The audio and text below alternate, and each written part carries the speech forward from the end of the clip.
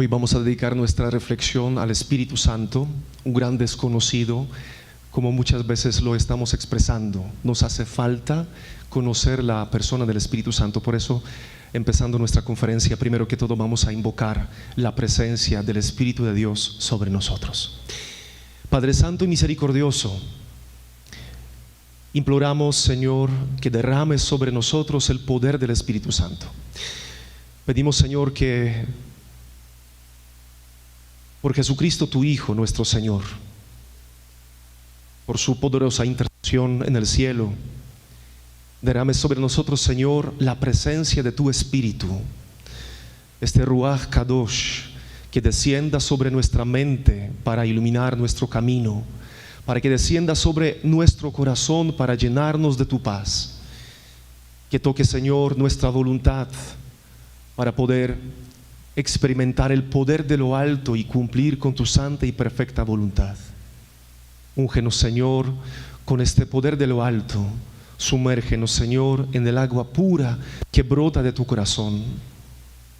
Guíanos, Señor, con esta nube maravillosa que nos lleva a conquistar las bendiciones y tus promesas. Ven, Espíritu Santo, sobre nosotros. Te adoramos, te bendecimos y te glorificamos. Tú eres el Señor y el dador de vida, y recibes la misma adoración y gloria. Ven, Espíritu Santo, toca nuestro corazón y abrázanos en esta conferencia y hazte presente. Habla a través de nosotros y ayúdanos a escuchar y entender la palabra divina. A ti la gloria, el poder y el honor por los siglos de los siglos. Amén. Empezando hoy nuestra conferencia, podemos tocar nuestra experiencia personal, nuestra experiencia marcada por nuestra imaginación. Y creo que cuando hablamos de la Trinidad, nos parece muy fácil hablar del Padre. ¿Por qué? Porque tenemos un referente en la tierra. Y cuando se nos menciona la presencia de nuestro Dios como nuestro Padre, recordamos nuestra infancia, en los primeros momentos de vida, cuando recibíamos el amor incondicional de nuestro papá. Cuando hablamos del Hijo de Dios, yo creo que también nos ayuda la imaginación, porque leyendo el Evangelio empezamos a seguirlo, imaginarlo en su obra en la tierra. Pero ¿qué pasa cuando empezamos a mencionar el Espíritu Santo? Se nos dificulta, y yo creo que es también parte de nuestra experiencia hoy, que queremos romper en nosotros para llegar a una de las verdades más importantes de nuestra fe cristiana. Aquí tenemos una imagen, un ícono cuyo autor, Andrei Rublev, del siglo XIV, presentó la Santísima Trinidad basándose en la visita de los ángeles en la casa de Abraham. Lo habla el capítulo 18 del libro del Génesis. Y aquí podemos ver al Padre Celestial. Esta figura representa al Padre Celestial. Miremos, tenemos arriba la casa del Padre. Los vestidos son dorados. Vemos la túnica azul que simboliza la divinidad. Y el Padre contempla al Hijo y contempla al Espíritu Santo. El pintor iba a mostrar la belleza, armonía y la profundidad de la relación dentro de la Santísima Trinidad, y vemos que en la mitad el que representa al Hijo de Dios está vestido de la túnica marrón. Este color no es una casualidad. El color marrón simboliza la tierra, es decir, la encarnación. Y la túnica azul significa la divinidad. Vemos una franja dorada que simboliza el envío. El Hijo de Dios, el enviado del Padre Celestial. El Hijo de Dios bendice la ofrenda, que es el Cordero, en la mitad del mundo, o podemos decir en el centro. En la copa está el Cordero Inmaculado. Los dos dedos simbolizan las dos naturalezas del Hijo de Dios. Es el verdadero Dios y el verdadero hombre. Encima de la figura del Hijo de Dios vemos el árbol de la vida. que simboliza tan directamente el misterio tan grande que nosotros contemplamos en el Gólgota. El Hijo de Dios, entregado por nuestra salvación en el árbol de la vida, se convierte en el fruto que nos da la vida eterna. Y ahora pasamos a la figura del Espíritu Santo. El Espíritu Santo tiene la túnica azul. ¿Por qué? Porque es Dios. Y vemos también el color verde que simboliza la vida. Aquí la mitad de la paloma hace referencia a uno de los símbolos del Espíritu Santo más conocidos que nos acompañan en la fe. Y obviamente arriba un símbolo del Antiguo Testamento, del libro del Éxodo, la roca. Acordémonos que Moisés golpeó la roca durante la marcha de los israelitas por el desierto, donde brotó el agua. Este icono hace una referencia a la verdad cristiana, que habla del Padre, del Hijo y del Espíritu Santo. Queremos romper los paradigmas humanos que desconocen al Espíritu Santo. Incluso lo hablamos, un gran desconocido. Y para algunos simplemente es un dulce huésped del alma, es decir, alguien que llega por un momento, según la opinión de algunos, y se va. Todo lo contrario. El Señor está con nosotros, el Espíritu Santo permanece con nosotros. Cuando hablamos, mencionando el Evangelio, supuestamente vemos la ausencia del Espíritu Santo, como dicen algunos, pero no es cierto. Jesús dice: vida eterna es que te conozcan a ti, Padre, y al que tú has enviado. Y uno se pregunta, bueno, ¿y por qué Jesús no menciona al Espíritu Santo? Esto no significa que el conocimiento del Espíritu Santo no sea importante. De igual manera, es nuestro Dios. ¿Qué decimos en el credo?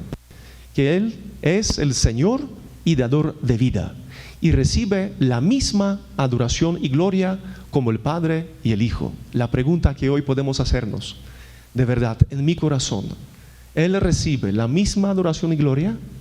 ¿O simplemente yo me limito en mi oración a decir, ven Espíritu Santo? Estamos aprendiendo, reconociéndolo como Dios, adorarlo a Él, lo que no es tan común, ¿verdad? No nos han hablado de adorar al Espíritu Santo, sino de invocar al Espíritu Santo.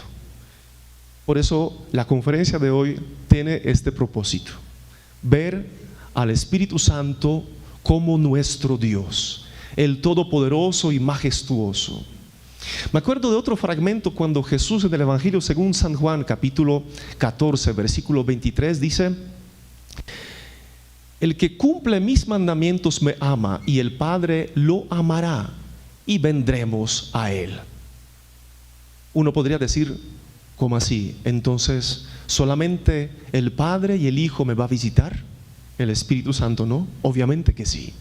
El Espíritu Santo también viene a visitarme, pero viene de manera muy suave y delicada, como esta brisa que acompaña a Elías cuando él se asoma de la gruta y está esperando el terremoto, el fuego, el temblor, y el Señor llega como en una brisa suave.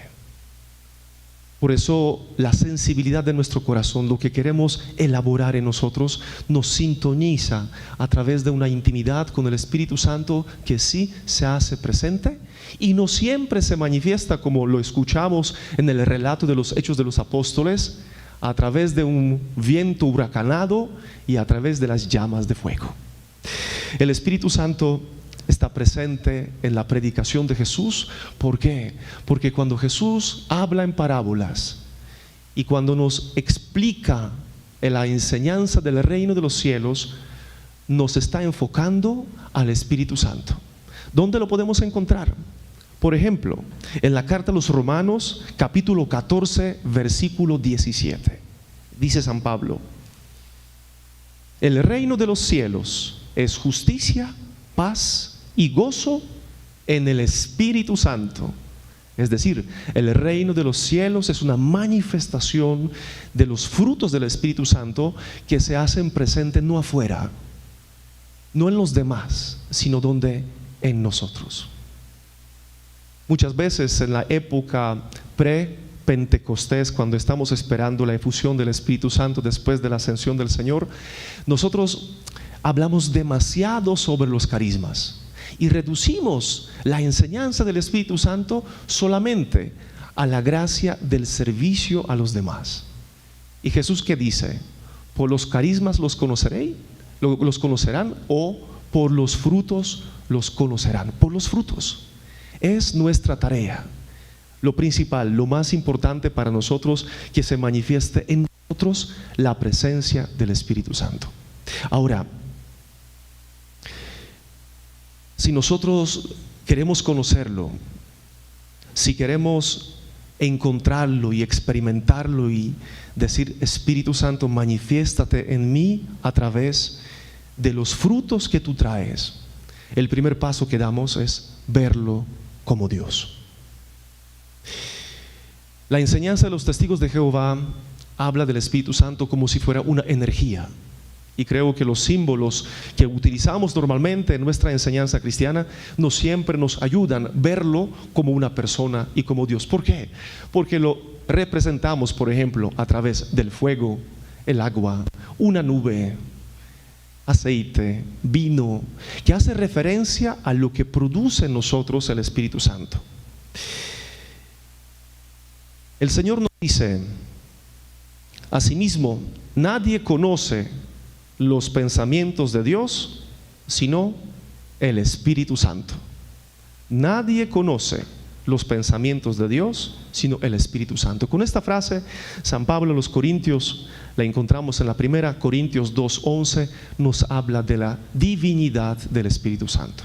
Entonces, si el Espíritu Santo es Dios, recibe de nosotros la adoración, y el mandamiento del amor se hace también presente frente al Espíritu Santo. Entonces, yo quiero aprender a amar al Espíritu Santo con toda mi alma, con toda mi mente, con toda mi voluntad, con toda mi vida y con todas mis fuerzas. Porque este mandamiento del Antiguo Testamento se refiere también al Espíritu Santo. El Señor nos indica el camino que hoy queremos experimentar, el camino del Espíritu Santo como templos de su santa presencia. Somos casas del Espíritu Santo. Incluso muchos padres, cuando hablan de este relato que encontramos en el libro del Génesis, capítulo 18, también hace una referencia que la Trinidad viene a visitarnos. Llega a nuestro corazón, y nuestro corazón, nuestra alma, nuestra mente, nuestro aposento interior se convierte en la presencia de nuestro Dios. Ahí está también el nombre que atribuimos muchas veces solamente al Hijo de Dios: Dios con nosotros. Con el Espíritu Santo podríamos decir es Dios en nosotros. Durante la historia, meditando sobre el misterio de la Trinidad, muchos padres buscaban la mejor comparación para describir al Espíritu Santo, al Padre y al Hijo de Dios. En una de ellas decían: el Padre Celestial tiene dos brazos, el brazo que es el Hijo de Dios y otro brazo que es el Espíritu Santo. También hablaban del Padre como un sol que brilla sobre nuestra vida. Los rayos es el Hijo, la luz y el calor es el Espíritu Santo. Queremos, a través de la conferencia de hoy, invitar también a todos ustedes a buscar sobre las frases, enseñanzas y pensamientos de los santos sobre el Espíritu Santo. Ahora, acercándonos más al tema del Espíritu Santo como Dios, encontramos una frase tomada del Evangelio según San Mateo, capítulo 12, versículo 32, que nos habla de blasfemar contra el Espíritu Santo. Entonces se perdonará a todos aquellos que blasfemen contra el Hijo de Dios, mas a los que blasfeman contra el Espíritu Santo no se les perdonará, ni en este tiempo ni en el futuro. El famoso pecado contra el Espíritu Santo.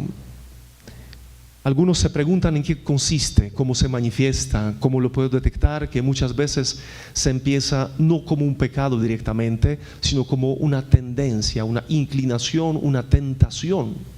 Y entre muchas descripciones que de pronto hoy no encontramos tan fácil, es un una percepción de mí mismo como si estuviera totalmente convertido.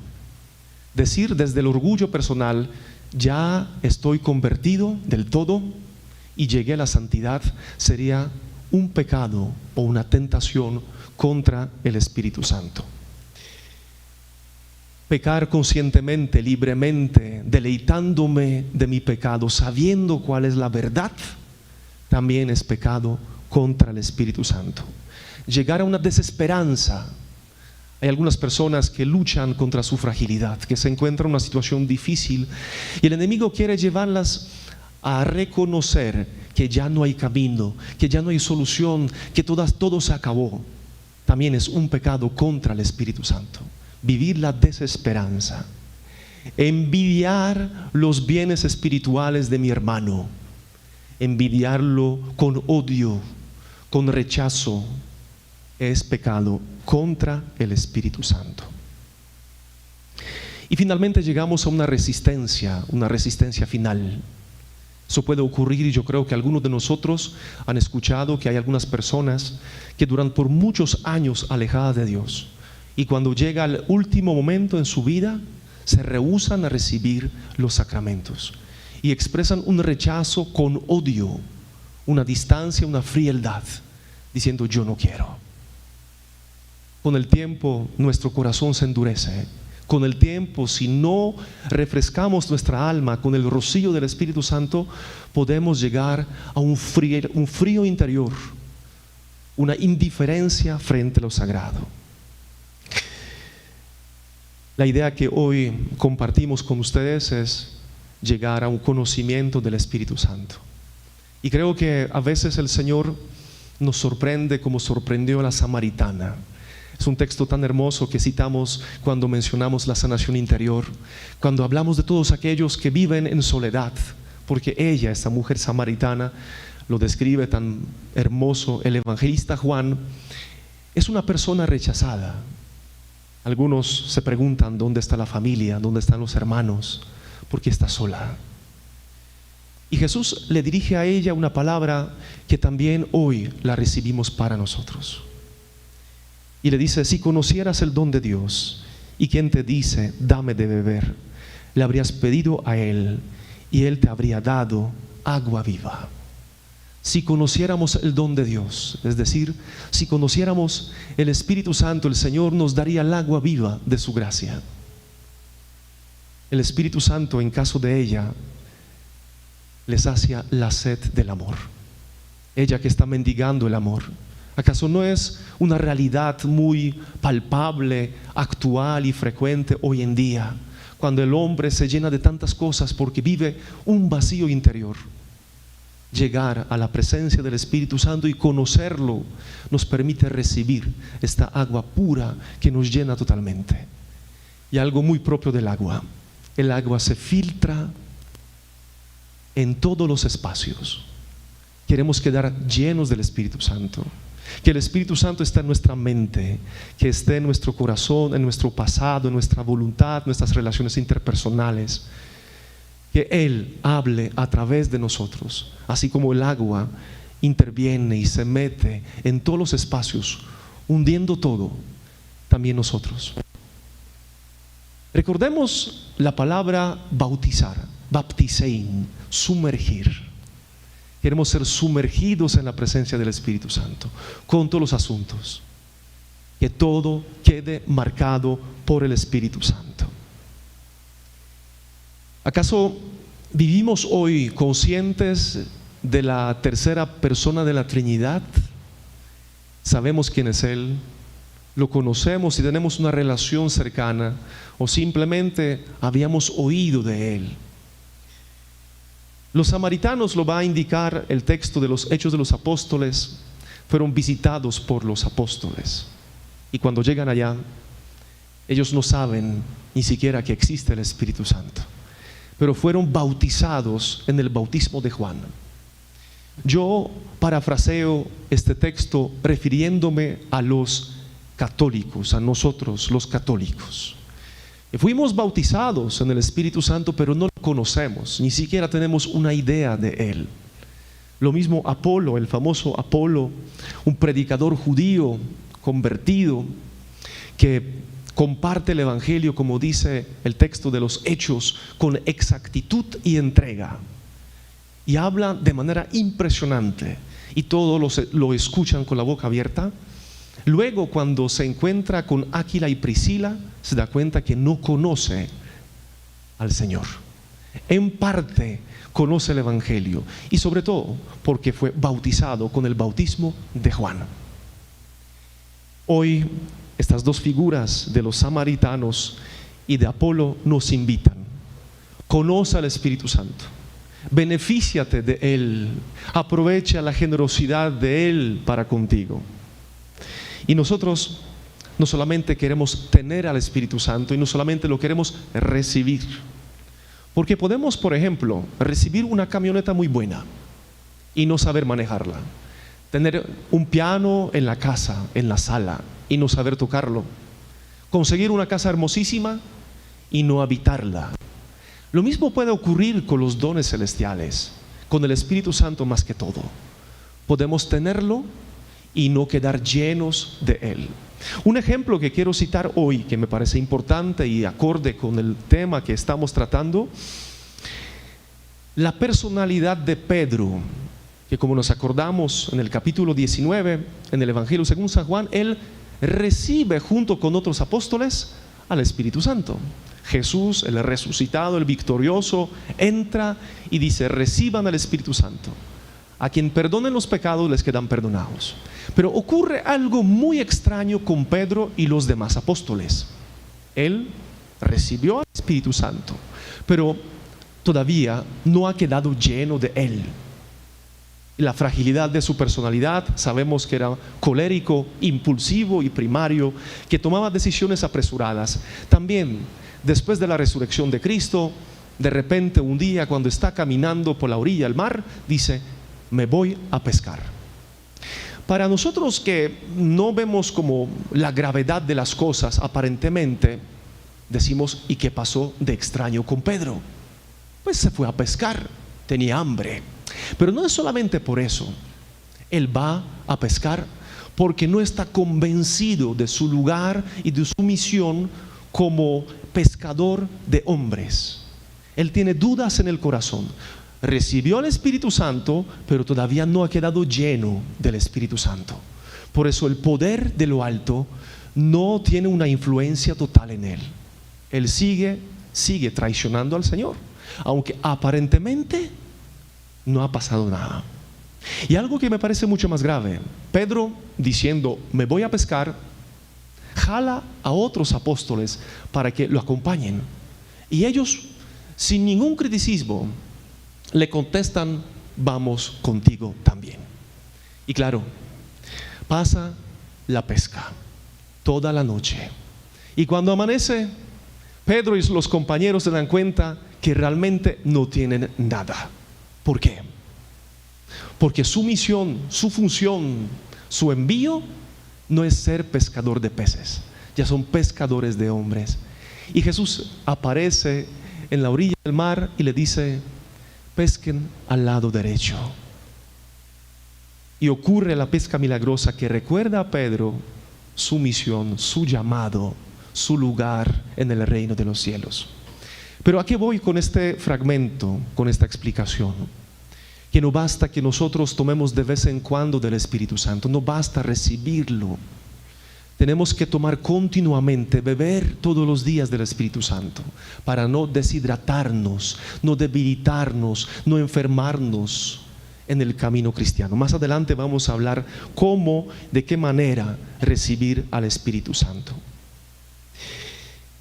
Cuando Pedro, el día de Pentecostés, está con los apóstoles en el cenáculo y llega una ráfaga de viento y el Espíritu Santo unge a los presentes, todos quedan llenos del Espíritu Santo. Y vemos a Pedro tan diferente, transformado. No es un maquillaje externo, no es simplemente un impulso emocional, es una nueva persona, una nueva criatura, un hombre que ya no tiene miedo de presentarse delante de los demás para predicar el Evangelio. Un hombre incluso iluminado por el Espíritu Santo, citando el Antiguo Testamento, predicando con poder lo que antes no hacía. De donde un ignorante, un pescador, conoce la Sagrada Escritura, conoce la Torá, y él predica con tanto fervor, tanta entrega y tanto amor, que aquel día se convierten 3,000 personas. Eso ocurre cuando quedamos llenos del Espíritu Santo. Por eso la invitación que dirigimos hoy a ustedes: tengan en cuenta al Espíritu Santo todos los días. Alábenlo, den gracias a Él, adórenlo. Digan: Espíritu Santo, te necesito. No solamente te llamo como si fueras mi sirviente, tú eres mi Dios y anhelo de tu presencia, tengo sed de ti. ¿Qué dijo Jesús a los presentes el último día de una fiesta importante de las enramadas? Lo dice San Juan capítulo 7: el que tenga sed, que venga y beba. Ríos de agua viva brotarán de su corazón. El que tenga sed. Si yo no tengo sed de Dios, si me jacto de mi poder humano, si confío tanto en mis capacidades y talentos y me siento como Dios, no voy a invocar al Espíritu Santo. No voy a decir: manifiéstate en mí, te necesito, porque pongo la confianza y una esperanza en mí. Pero creo que todos aquí presentes hemos vivido lo suficiente para decir: Señor, sin ti no soy nada, te necesito, porque yo me reconozco pecador, me reconozco frágil, y tú me levantas, tú me llenas, tú me inspiras, tú me renuevas, y yo quiero ser una persona diferente. Ahora, la pregunta que hacen algunos: ¿cómo recibir al Espíritu Santo? Puede ser que sigamos el pensamiento antiguo, anterior y afianzado en nosotros, que solamente a través de la oración recibimos al Espíritu Santo. Pero miremos lo que nos dice la Iglesia. Empecemos por un texto que nos habla de la conversión y el bautismo como el primer paso para recibir al Espíritu Santo. Lo podemos leer en el libro de los Hechos de los Apóstoles, capítulo 2, versículo 38. A la pregunta de los presentes, y me parece muy importante para nosotros: ¿qué tenemos que hacer? Preguntan los que están reunidos el día de Pentecostés. Qué pregunta tan hermosa, tan importante para nosotros, porque a veces reducimos la fe a los sentimientos. ¿Qué tengo que sentir? ¿Qué tengo que imaginarme? ¿Qué tengo que desear? No, ¿qué tengo que hacer? Porque por los hechos, por los frutos me conocerán. Entonces, ¿qué contesta Pedro?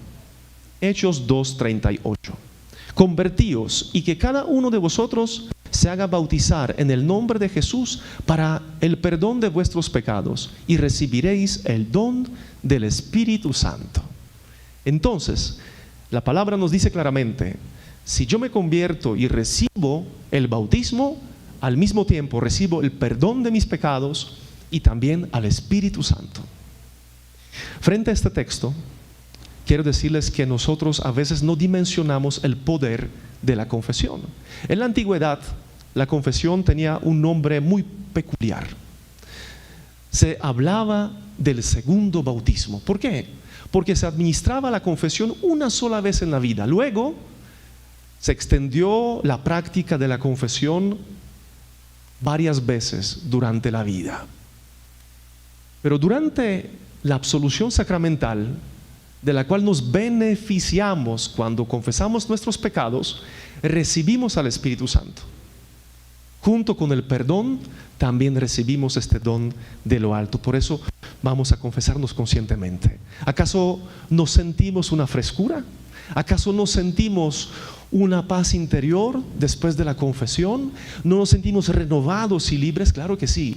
Es por la fuerza del Espíritu Santo que actúa en nosotros.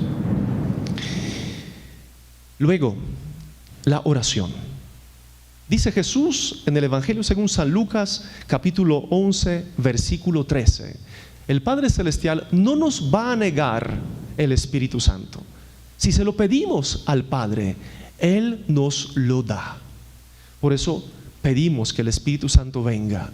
pedimos que nos inspire, que nos acompañe. Otra condición muy importante y muy frecuente para nosotros los católicos es la Eucaristía y el ayuno.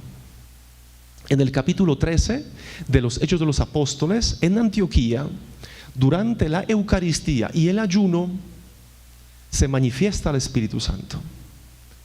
Y el Espíritu Santo dice a quién enviar de misión. Y precisamente sale Pablo y Bernabé. Se manifiesta el Espíritu Santo. Cuando recibo la hostia consagrada, que es cuerpo de Cristo, cuando recibo la sangre de Cristo en la Eucaristía, también recibo el Espíritu Santo. Que no tengo conciencia es otra cosa, pero realmente es así, de manera suave. Este dulce huésped del alma llega a visitarme y yo le digo: Señor, no te vayas, no me abandones, quédate conmigo. Así como decían los dos discípulos de Maús, diciendo a Jesús cuando estaba con ellos: quédate con nosotros. Hablemos también así al Espíritu Santo: acompáñame, Espíritu Santo, no permitas que yo a través del pecado y la fragilidad te abandone, que yo permanezca fiel a ti. La obediencia es una condición importante, porque nosotros nos preguntamos muchas veces qué es lo que le agrada al Señor, qué tenemos que hacer, qué es lo más correcto. Y es bueno hacernos estas preguntas porque apuntamos a escuchar la voz de Dios. ¿Conocemos el mandamiento del amor? Claro que sí. El mandamiento que se empieza con una invitación: escucha, Israel, escucha, Shema Israel. Y es lo que aprendemos. Hoy el mundo nos habla o grita, el mundo nos aparta con tantas propuestas, el mundo nos habla de la verdad que es diferente en cada caso y no hay un referente. Qué tan fácil es confundirnos hoy sin escuchar verdaderamente la voz del Señor, la palabra de Dios. Hechos 10:44. Apenas Pedro empieza a predicar en la casa de Cornelio, ya se siente que prontamente se derrama el Espíritu Santo sobre los presentes. Cuando escuchamos la palabra, y Jesús lo dice, recibimos el Espíritu y vida. Y algo que también quiero mencionar hoy: el Espíritu Santo se manifiesta con poder durante la persecución. Por eso la iglesia que vive perseguida, las iglesias, los hermanos nuestros orientales que viven la persecución, al mismo tiempo sufren, pero por otro lado manifiestan una fe viva, una fe marcada, sellada, inspirada y resucitada por el Espíritu Santo.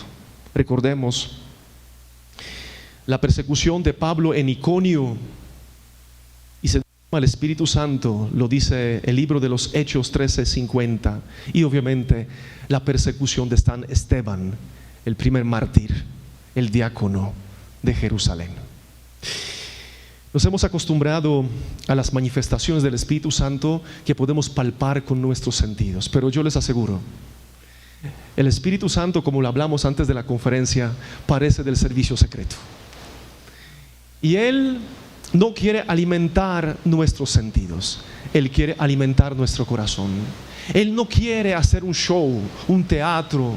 Claro, uno se sorprende por las sanaciones, por las maravillas que Él provoca para atraernos, pero muchas veces Él actúa de manera silenciosa. Quiero citar algunos fragmentos de la palabra para que nos demos cuenta de la manifestación del Espíritu Santo. Por ejemplo, en la Santísima Virgen María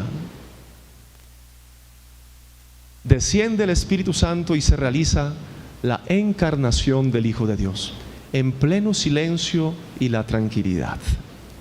En la casa de Isabel, el Espíritu Santo llega sobre San Juan y la familiar de la Virgen María después de un simple saludo. La Virgen María dice de pronto un buenos días, ¿cómo estás? Y la casa se llena del Espíritu Santo y Juan salta en el vientre de su madre. Y Santa Isabel exclama: ¿cómo así que la Madre de Dios viene a visitarme? El Espíritu Santo se manifiesta a través de una revelación divina, a través de un conocimiento que Santa Isabel no pudo adquirir en ningún momento, solamente a través de una efusión del Espíritu Santo. Simón y Ana fueron inspirados por el Espíritu Santo, ellos dos, piadosos, que ayunaban con frecuencia y también llenos del Espíritu Santo. Saben en qué momento dirigirse al templo para encontrar al Mesías. Imaginémonos un templo hermosísimo y muy grande, montón de gente entrando y saliendo, y solamente ellos dos se dan cuenta dónde está el Hijo de Dios y lo abrazan con tanto cariño y amor. El Espíritu Santo nos indica dónde podemos encontrar a Cristo. Como decían algunos, el Espíritu Santo pinta en el alma de nuestro corazón la presencia de Dios. En la casa de Nazaret, ¿acaso el crecimiento de Jesús en el Espíritu Santo no es una indicación para nosotros que las virtudes crecen en silencio como las frutas en el huerto? Ahí poco a poco Jesús crece en las virtudes familiares. Nosotros queremos también invitar al Espíritu Santo a cada familia para provocar este crecimiento. El desierto.